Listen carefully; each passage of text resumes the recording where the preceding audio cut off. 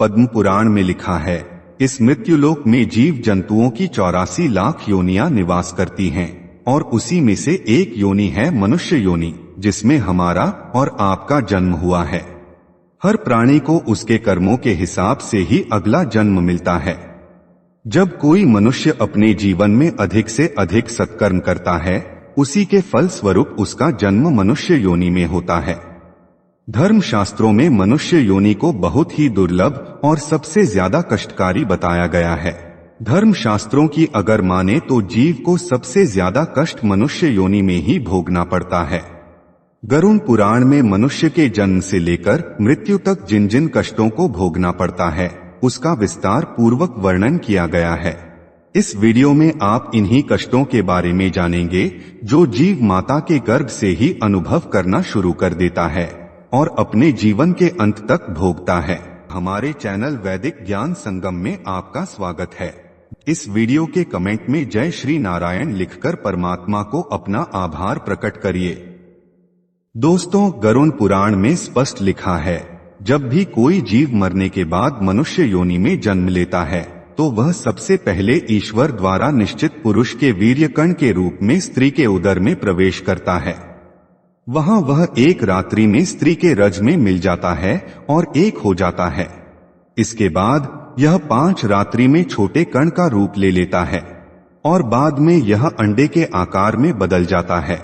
इसी तरह 1 महीने में उसके सर निकल आता है। 2 मास में हाथ, पांव आदि अंगों का निर्माण हो जाता है और 3 मास में नाखून, हड्डियां, त्वचा, स्त्री पुरुष के चिन्ह तथा अन्य छिद्रक उत्पन्न हो जाते हैं। चौथे महीने से उसमें मांस उत्पन्न होने लगता है। फिर 5वें महीने में गर्भ में पल रहे शिशु को भूख प्यास लगने लगती है। 6ठे मास से झिल्ली में लिपटा हुआ वह जीव माता की दाहिनी कोख में घूमने लगता है। उस समय माता के द्वारा ग्रहण किए हुए अन्न, जल आदि से उसकी भूख मिटती है। वह जीव विष्टा मूत्र के दुर्गंध युक्त गड्ढे रूपी गर्भाशय में सोता है। वह कोमल होता है। गर्भाशय के भूखे कीड़े उसके अन्न बार बार काटते हैं, जिससे उसे अत्यधिक पीड़ा होती है। पीड़ा के कारण वह जीव बार बार अचेत हो जाता है। इतना ही नहीं, माता के खाए हुए कड़वे, तीखे, गरम, नमकीन, खट्टे आदि पदार्थों का स्पर्श होने से उसके सारे शरीर में कष्ट होने लगता है। वह जीव माता के गर्भाशय में झिल्ली से लिपटा और आंतों से घिरा रहता है। उसका सिर पीठ की ओर और पीठ तथा गर्दन कुंडलाकार रहती है। माता के गर्भ में मनुष्य पिंजरे में बंद पक्षी की भांति इस पराधीन स्थिति में अपने अंगों को हिलाने डुलाने में भी असमर्थ रहता है। इस अवस्था में उसे दिव्य शक्ति के द्वारा स्मरण शक्ति प्राप्त होती है, जिसके बाद उसे अपने पिछले जन्मों के कर्म याद आ जाते हैं। अपने पिछले जन्मों को याद करके वह बेचैन हो जाता है और उसका दम घुटने लगता है। फिर 7वां माह आरंभ होने पर उसमें ज्ञान शक्ति भी आने लगती है, जिसकी वजह से वह एक स्थान पर नहीं रहना चाहता। स्थूल शरीर में बंधा हुआ वह जीव अत्यंत भयभीत होकर दुख भरी वाणी से कृपा याचना करता हुआ हाथ जोड़कर उस प्रभु की स्तुति करता है, जिसने उसे माता के गर्भ में डाला है। माता के गर्भ में उपस्थित जीव प्रभु से यही याचना करता है कि हे प्रभु, मैं बड़ा अधम हूँ, मैं बड़ा पापी हूँ, आपने मुझे जो यह गति दी है, मैं इसी योग्य हूँ। इस तरह निरीह शब्दों से वह भगवान की बार बार प्रार्थना करता है और इस मृत्युलोक में न भेजने की याचना करता है।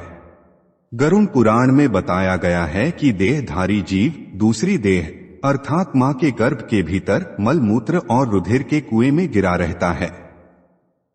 मां के पाचन रस की ऊष्मा से गर्भ में मौजूद जीव का शरीर अत्यंत संतप्त होता रहता है। इन कष्टों के बारे में सोचते हुए जीव गर्भ से बाहर निकलने की प्रबल इच्छा लिए हर एक दिन गिन रहा होता है और भगवान से प्रार्थना करता रहता है कि हे भगवान, मुझ दीन को यहाँ से कब निकाला जाएगा।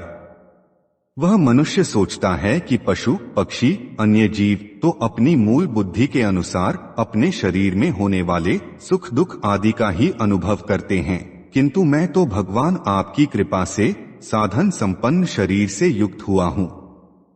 अतः आपकी दी हुई विवेक बुद्धि से अपने शरीर के बाहर और भीतर अहंकार रूपी आत्मा का अनुभव करता हूँ।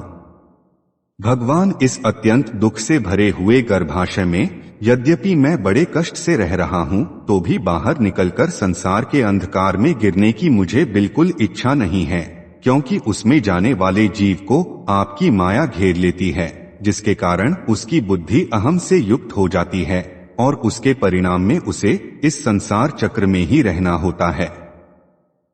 दोस्तों, श्री हरि विष्णु ने विष्णु पुराण में पक्षीराज गरुड़ को आगे जो बताया था, ठीक वैसा ही आगे की वीडियो में बताया गया है, बस कुछ कठिन शब्दों को सरल भाषा में अनुवाद किया गया है।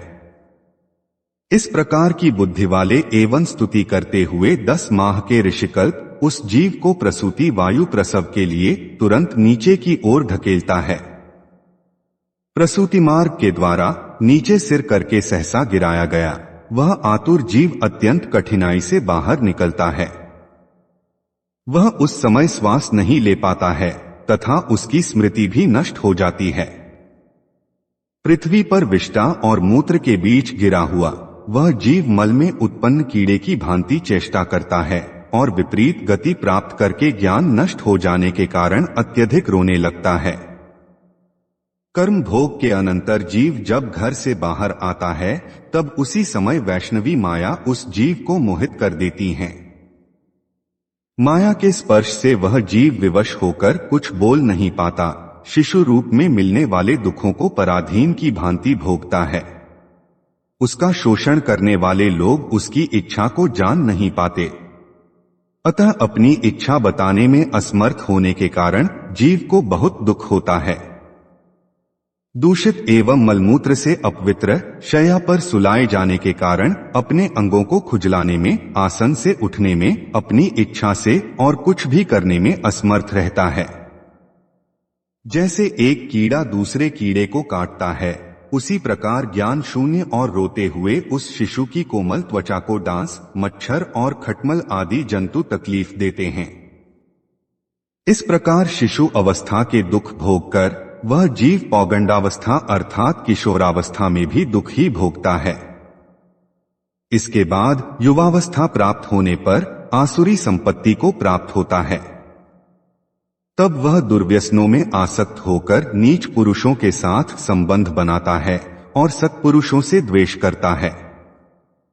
भगवान की माया रूपी स्त्री को देखकर वह जितेंद्रिय पुरुष भावभंगिमा अर्थात नयननक्ष से प्रलोभित होकर अंधकार के गड्ढे में उसी प्रकार गिर पड़ता है जिस प्रकार अग्नि में पतिंगा गिर जाता है। जिस चीज की लालसा व्यक्ति के दिमाग में घर कर जाती है, उसके न मिलने पर अज्ञान के कारण क्रोध उत्पन्न हो जाता है। वह कामी व्यक्ति अभिमान और क्रोध में अपने नाश हेतु दूसरे कामी से शत्रुता कर लेता है। इस प्रकार अधिक बलशाली अन्य कामी जनों के द्वारा वह वैसे ही मारा जाता है जैसे किसी बलवान हाथी से दूसरा हाथी। मनुष्य रूपी जीवन पाकर यदि कोई मनुष्य जिस किसी भी जीव की हत्या अपने भौतिक सुखों को प्राप्त करने के लिए करता है, तो उसे अगले जन्म में उसी जीव की योनि में जन्म लेकर कष्ट भोगना पड़ता है। जब मनुष्य की उम्र ढलने लगती है, अर्थात जब वह अपने जीवन के अंतिम पड़ाव में प्रवेश करता है, तो उसे इस जन्म में किए गए सारे कर्मों के हिसाब से इसी मृत्युलोक पर शारीरिक और मानसिक पीड़ा भोगनी पड़ती है। उदाहरण के रूप में यदि कोई मनुष्य अपने माता पिता की बुढ़ापे में सेवा नहीं करता या फिर उन्हें घर से निकाल देता है, तो उसकी संतान भी बुढ़ापे में उसके साथ वैसा ही व्यवहार करती है जैसा उसने अपने माता पिता के साथ किया था, और यह जीवन चक्र निरंतर इसी तरह चलता रहता है। मृत्यु के बाद जब जीव को अनेकों कष्ट भोगने पड़ते हैं, तो वह फिर से भगवान से प्रार्थना करता है। उसकी प्रार्थना के जवाब में उसे उत्तर मिलता है कि तुम्हारे पास जब अच्छे कर्म करने का समय था, उस समय तुम काम क्रोध से आसक्त हो बुरे काम कर रहे थे, और अब जब तुम्हें कष्ट भोगना पड़ रहा है तो तुम मुक्ति की आस करते हो। कर्मफल नष्ट नहीं हो सकता, जो तुमने किया है वो तो भोगना ही पड़ेगा। इसलिए हे देहधारी, जब भी तुम्हारा अगला जन्म मनुष्य योनि में हो तो अच्छे कर्म करना, ताकि तुम्हें मेरी शरण में जगह मिल सके। सैकड़ों योनियों को पार करके पृथ्वी पर दुर्लभ मानव योनि प्राप्त होती है। मानव शरीर प्राप्त होने पर भी द्विजत्व अर्थात दूसरा जन्म की प्राप्ति उससे भी अधिक दुर्लभ है। इसलिए मनुष्य को चाहिए कि भगवान के द्वारा मिले हुए इस जीवन में अधिक से अधिक सत्कर्म कर जन्म और मृत्यु के बंधन से खुद को मुक्ति दिला लें। देखने के लिए धन्यवाद। आशा है कि आपको वीडियो पसंद आया होगा। आइए अगले वीडियो में फिर से जुड़े। कृपया हमारे चैनल को सब्सक्राइब